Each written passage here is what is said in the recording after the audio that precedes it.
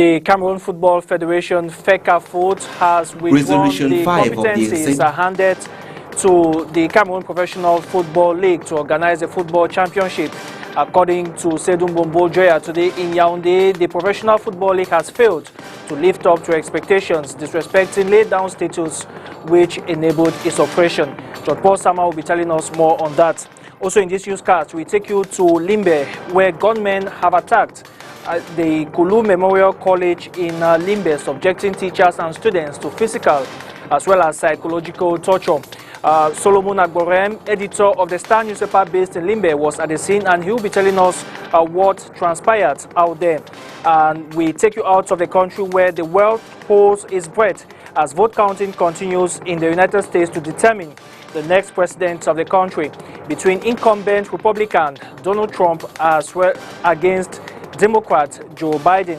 Cameroonians in this newscast will share their views on the nail-biting White House contest, considered the most divisive in U.S. political history. Those are top stories. Good evening and thanks for joining us. You're watching the Primetime Newscast on STV. Just as we told you in the headlines, the conflict between the Cameroon Football Federation, FECAFOOT, and the Professional Football League has taken an ugly, controversial twist with the dissolution of activities of the league today in Yaoundé. The executive committee of FECAFOOT has withdrawn all competencies given to the league and accused the latter of not respecting laid-down rules. John Paul Sama completes that story.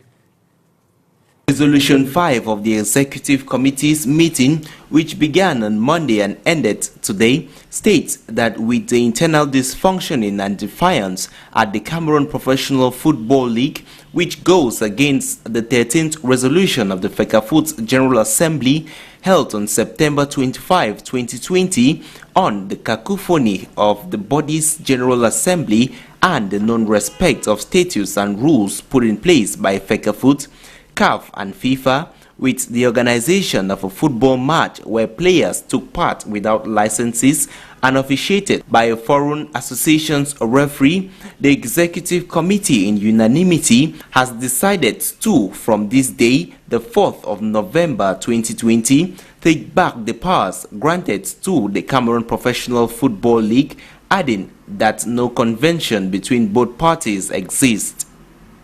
They also noted that the modalities related to the organization of the League 1 and 2 championships will be communicated in the upcoming days for the start of the local championships.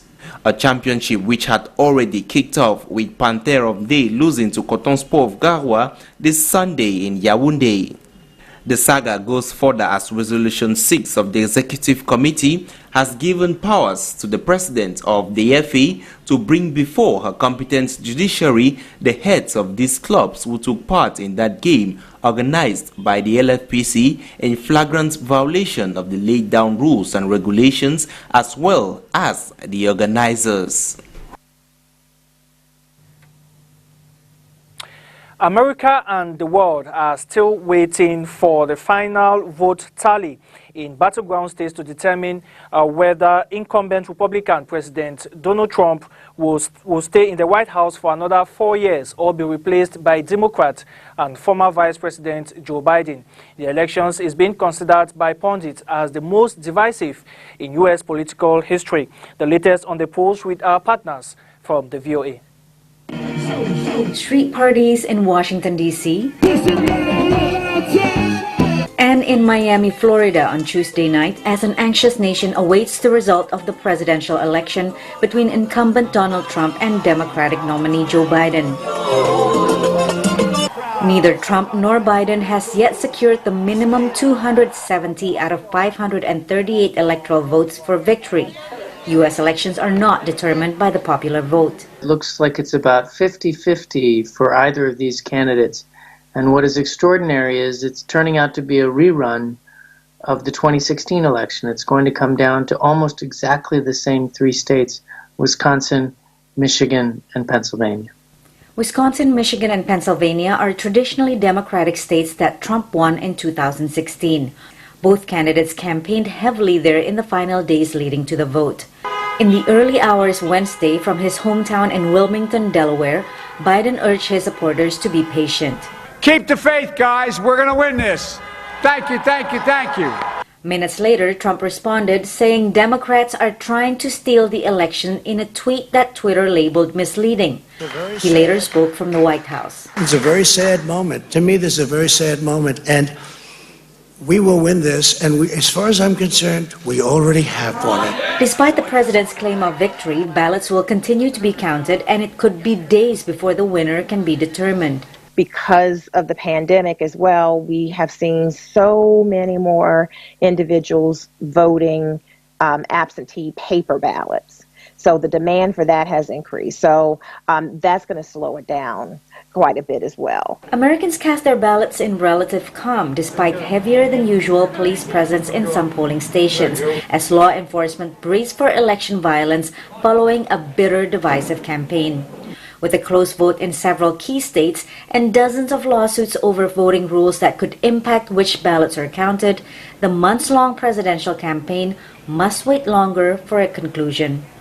Patsy Widakuswara, VOA News at the White House.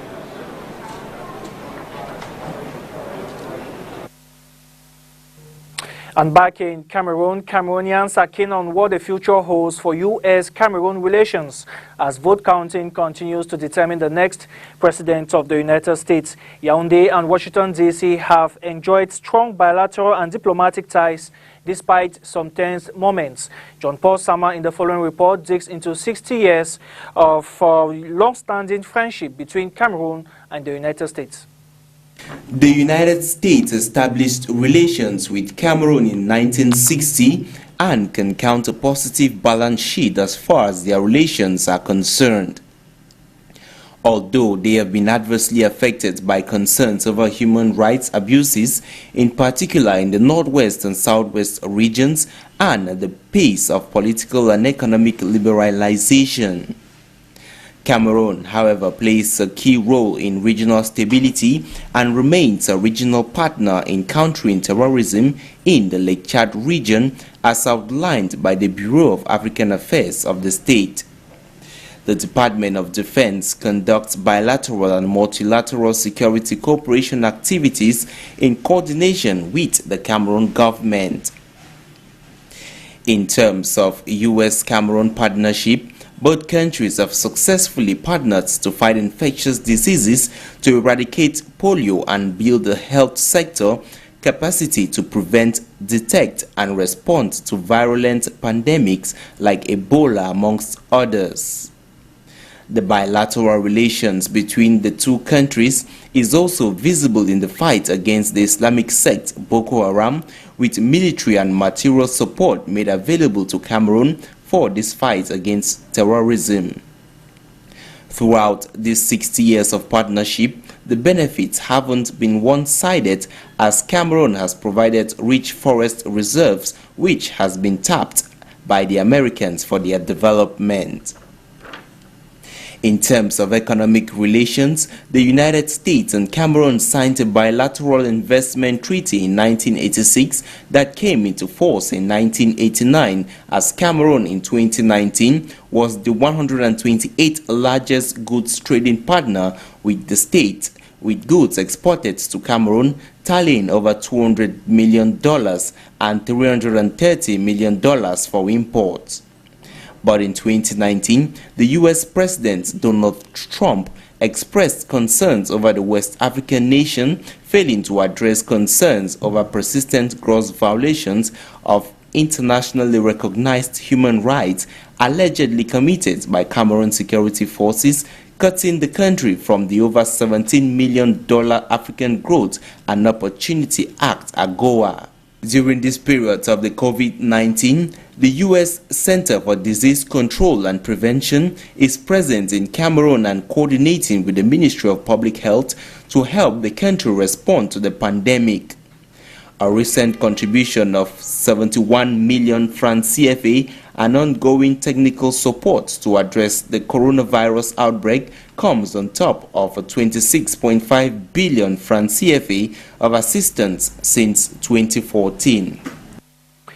The 2020 U.S. presidential elections has been generating massive attention from Cameroonians who are expressing their views as the results are highly awaited. Our reporter Nsoesie was on the streets of the economic capital Douala and sought to know how Cameroonians are viewing the conduct of the highly tensed presidential elections. Her report.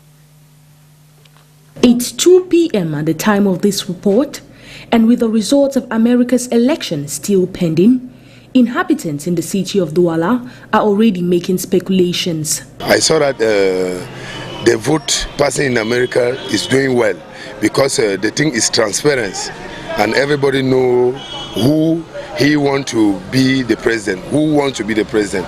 I see that the president, the former president, the Donald Trump, had his ways to go the way he will not be the next president again. Yeah, for what I'm saying, that's my own view. Yeah.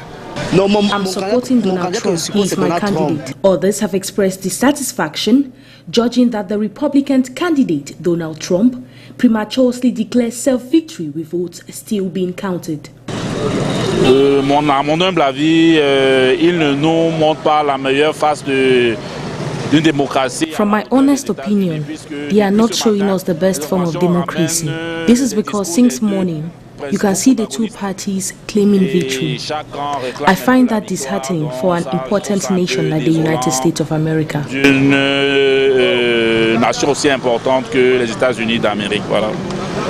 Oh, le système américain est déjà en train de s'africaniser là. The American system is almost turning into that of Africa. When we have disputes, it's like Africa is colonizing America. It's too bad. So now there's no democracy. Véritable démocratie. Donc la démocratie demeure désormais un leurre. While patiently waiting for who wins this presidential race, some Cameroonians admire America's electoral process, hoping same can be implemented in Cameroon. Campagne d'abord organisée. Their campaign is well organized. Everything is arranged, but it's not the case in my country. Really, when you see how armed forces mobilize in Washington, New York, it's beautiful. I would love for same to happen in our country.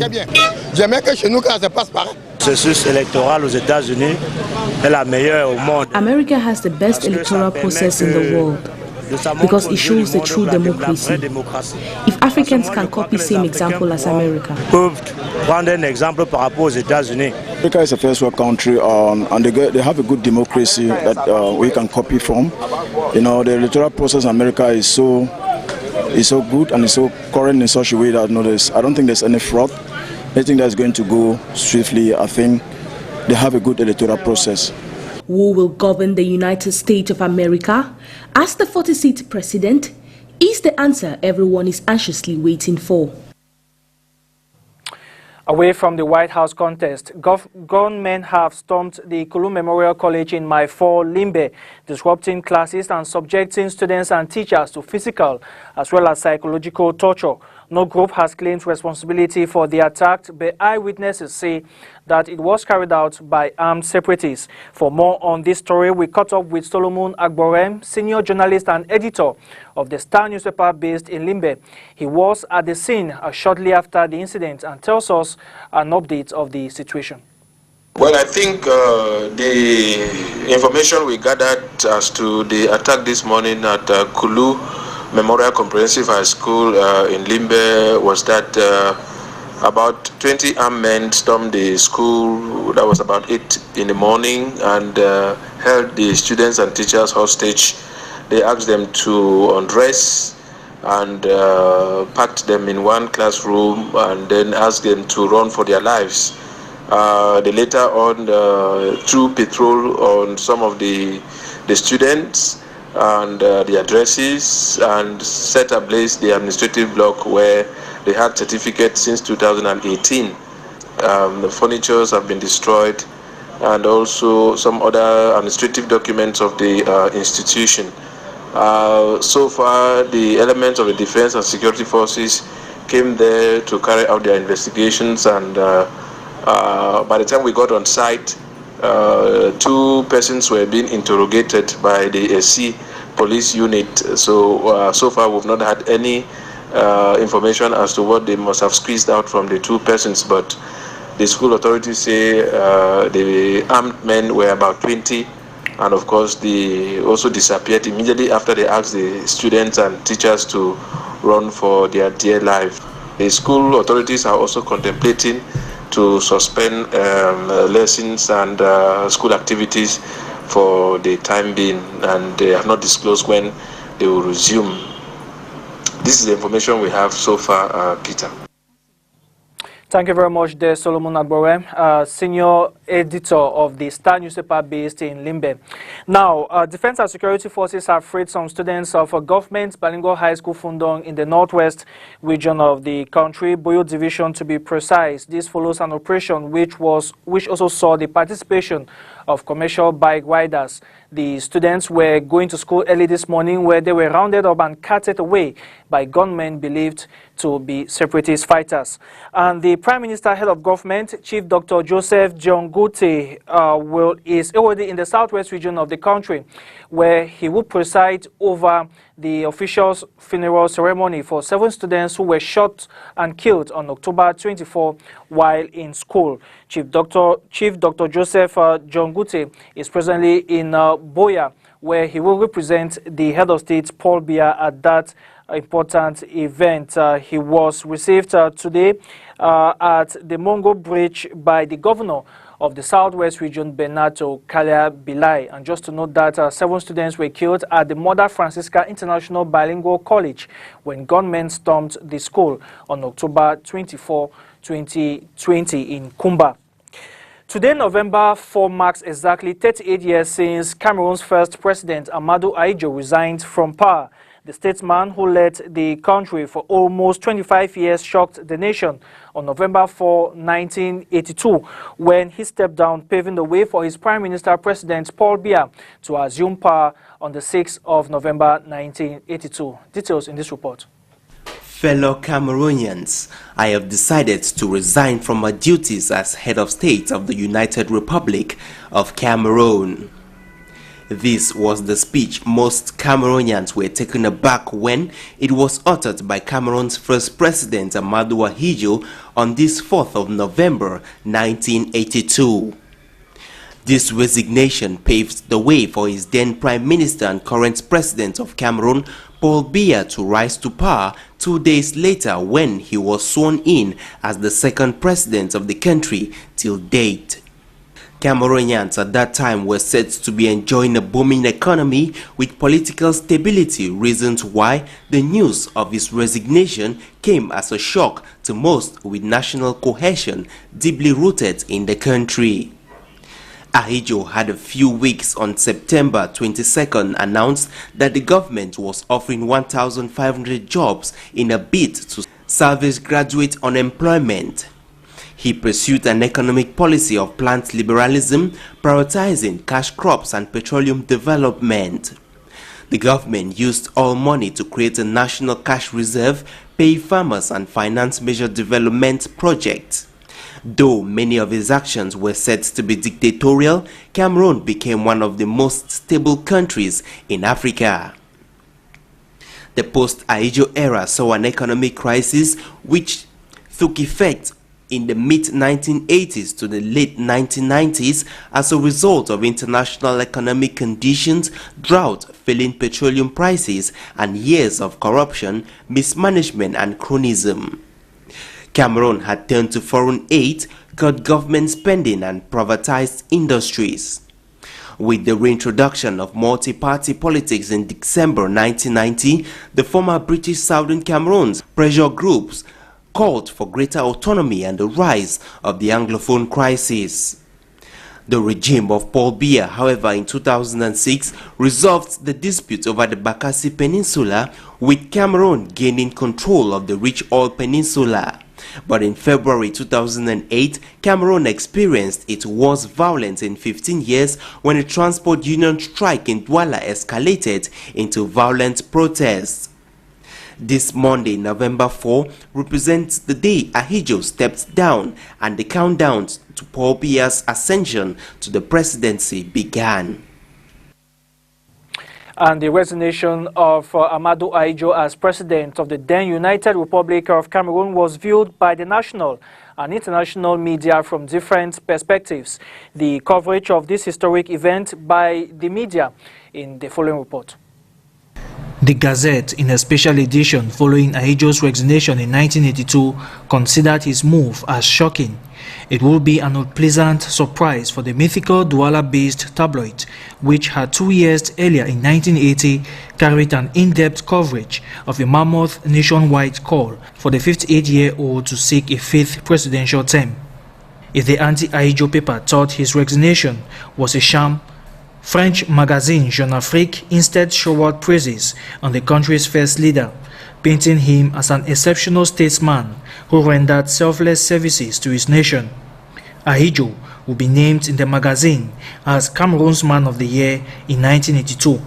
Months later, the publication will unveil the secret behind his exit from the presidency. Jeune Afrique will take its romance with Ahouis to another level as Philippe Gaillard, a journalist with the magazine, will crown him state incarnate. Ahouis' resignation will again steal the headlines in 1984, 2 years to his successor's reign. The cause was no doubt the rift existing between the incumbent President Paul Biya and his predecessor. The Cameroonian press at the time dug deep and uncovered that Ahouis' decision to quit the scene was at the center of the uneasy relations between the two. Faithful to its critical stance, La Gazette in March 1984 will argue that Ahouis assassinated the nation in what the paper qualifies as a stupefied historical irony. Jeune Afrique, on his part, had a swell time with its seductive headlines on the ruptured ties between the two old friends. But if there is any headline to stand the test of time as far as a peaceful revolution is concerned, it will obviously come from Nsoesie, who in radical fashion qualified Ahouis' departure as a sack from the French government. Augustin Tamba is the new president of the United Councils and Cities of Cameroon. He was elected at the 5th Elective General Assembly, which began yesterday and crept into the early hours of this morning. The event was chaired by the Minister of Decentralization and Local Development. Details with Oni Ladonet. After long voting hours, Augustin Tamba, mayor of the Yaoundé 7th municipality, triumphs as the 7th elected national president of the United Councils and Cities of Cameroon. He beats his opponent, Abubakar Abo Wakili, mayor of Bili in the Adamawa region, with 198 votes against 165 votes. This was during the 5th General Assembly of the Municipal Association, chaired from Tuesday, November 3rd to the early hours of today, November 4th, 2020, by the Minister of Decentralization and Local Development, George Elanga Obam, at the Yaoundé Congress Hall. Augustin Tamba succeeds Emile Anze Anze as president and will maintain seat for the next 5 years, with Paul-Eric Kinge as vice president. 17 unauthorized private operators in public offering activities have been asked to discontinue their businesses. The instruction came from the Minister of Finance, Louis-Paul Mutaze. According to a communique from the minister, the businesses are banned on grounds of sales of equity shares to the public for abnormal gains. They have been ordered to give an account to the Ministry of Finance on reimbursement of money collected from clients in Cameroon and abroad. And the price of eggs has increased drastically in markets across the country. From 1,900 francs CFA, a crate is now sold for 2,300 francs CFA, with one retailed at 100 francs CFA. Traders at Marché Central, visited by our reporter Ladonet Oni, say that the situation is due to the scarcity of poultry feed and shortage of chicks. Her report. At Marché Central in the Douala 2 municipality, the price of eggs has tremendously increased. From 1,900 francs A tray is now sold for over 2,300 francs. At the moment, eggs are so expensive. A household cannot consume eggs. We now sell an egg at 100 francs. We don't understand how it got to this point. Even if you ask distributors, they are silent about it. It's true. Before it cost 1,800 francs, 1,700 francs, 1,900 francs. But now the price has skyrocketed. This increase, according to sellers, is due to the absence of chicks and the expensive nature of poultry feed. They told us there are no chicks. They demanded for chicks, but it's not there. So there are less eggs in Bafoussam. That's why it's expensive. 3 months ago, we were told there's shortage of poultry feed. It's expensive, but up to today, there's no solution yet. Retailers of these basic commodities say it is difficult to make adequate profit. I came to buy. They tell us eggs are expensive. Before, it was 1,800 francs, 1,900 or even 1,700. Now it's 2,300, 2,400 and 2,200. It's too expensive. I buy for commercial purpose. I just bought 2 crates. On these crates, I will have just 700 francs as profit. And if we sell at 125 francs, people won't buy.